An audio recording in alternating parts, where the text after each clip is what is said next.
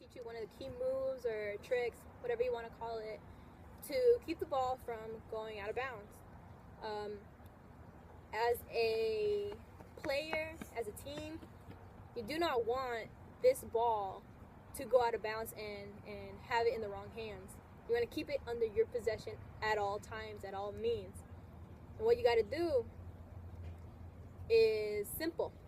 One of the occasions where the ball can go out of bounds is if your teammate passes it to you and it passes it too far over you and you see it's about to go out of bounds, you run to this ball.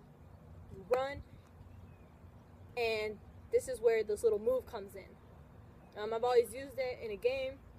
It always worked for me. Sometimes it might work for other people or a different way. This is my favorite way. And it helps me and it helps the ball from getting out. What you gotta do is, while the ball's rolling, for example, like this, the ball's rolling. Like, oh no, what you gotta do?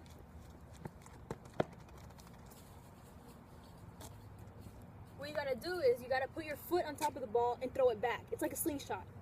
Your foot is like a slingshot. You throw it back, you're safe from it going out of balance, you're safe from it getting into another person's hand. Your teammate should be in the other person's possession. I'll show this again, but up close, and this is how.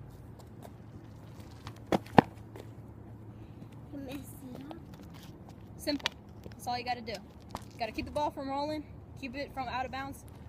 You stop your foot right here, and you throw it back. Do it again. Throw it back. Do it again. No mueves tanto. No quiero botarlo, that's why. And that's it. That's the basic.